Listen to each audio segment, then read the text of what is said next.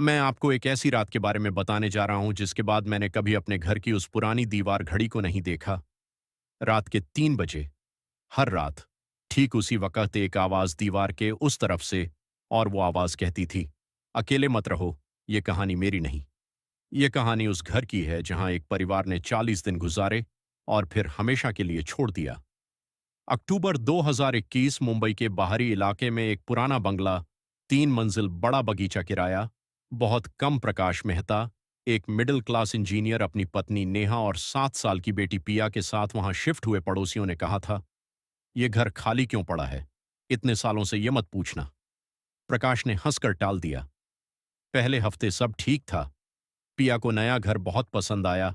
वो बगीचे में घंटों खेलती। लेकिन 8वें दिन की रात कुछ बदल गया। नेहा ने देखा, पिया कमरे के कोने में बैठकर किसी से बात कर रही है। पिया, किससे बात कर रही हो? पिया ने मुड़कर देखा और मुस्कुराई। मम्मा, वो वाली दीदी से। कोने में कोई नहीं था। नेहा ने सोचा, बच्चों की इमेजिनेशन होती है, कोई बात नहीं। लेकिन 3 दिन बाद पिया ने एक बात कही जिसने नेहा की रूह खंपा दी। मम्मा, दीदी कहती हैं रात को 3 बजे उनके कमरे में मत आना। नेहा ने पूछा, कौन सा कमरा बेटा? पिया ने ऊपर की मंजिल की तरफ उंगली उठाई। वो कमरा जिसे उन्होंने अभी तक खोला ही नहीं था। प्रकाश ने उस रात तय किया, वो कमरा खोलेगा। नेहा ने रोका। जरूरत नहीं है, प्रकाश ने कहा। बच्ची के दिमाग में बेकार की बातें भर रही हैं। खोलते हैं, देखते हैं, कुछ नहीं होगा। ताला पुराना था। चाबी मकान मालिक ने दी नहीं थी। प्रकाश ने जोर लगाया। दरवाजा खुला। अंदर धूल, एक पुरानी कुर्सी, एक टूटा हुआ आईना और दीवार पर बच्चे के हाथ से बनी तस्वीरें। रंगों से दर्जनों तस्वीरें। सब में एक ही चीज थी, एक काली परछाई खड़ी दरवाजे पर। प्रकाश के हाथ से टॉर्च गिर गई। रात के 2:58 प्रकाश जाग रहा था। 3 बजे दीवार के उस तरफ से एक खरखराहट, फिर एक धीमी सी आवाज जैसे कोई फर्श पर कुछ घसीट रहा हो, फिर सन्नाटा। प्रकाश ने सोचा चूहे होंगे। तभी उसका फोन बजा। अनजान नंबर उठाया। दूसरी तरफ से एक बच्ची की आवाज। वो धीरे से बोली, अंकल, वो कमरा बंद कर दो वरना वो नीचे आ जाएगी। प्रकाश ने नंबर चेक किया। वो नंबर 11 साल पहले बंद हो चुका था। अगली सुबह प्रकाश पड़ोस में गया। एक बूढ़ी औरत शांताबाई ने दरवाजा खोला। प्रकाश को देखते ही उनके चेहरे का रंग उड़ गया। तुम उस घर में हो? अभी भी, शांताबाई ने बताया।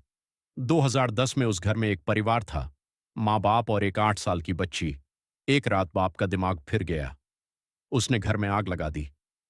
माँ और बाप दोनों नहीं बचे, लेकिन वो छोटी बच्ची, वो तीसरी मंजिल के उस बंद कमरे में थी। उसे बचाया नहीं जा सका। प्रकाश की सांसें रुक गईं। उसने पूछा, उस बच्ची का नाम क्या था? शांताबाई ने कहा, पिया। प्रकाश घर वापस आया। दरवाजा खोला। पिया सीढ़ियों पर बैठी थी, ऊपर की तरफ देख रही थी। पिया ने मुड़कर नहीं देखा। इस बार पिया धीरे से मुड़ी। उसकी आंखें सूजी हुई थीं, जैसे रोते रोते थक गई हों। उसने कहा, पापा, दीदी कह रही हैं ये उनका घर है, हम यहां नहीं रह सकते, और पापा, वो आज रात आएगी।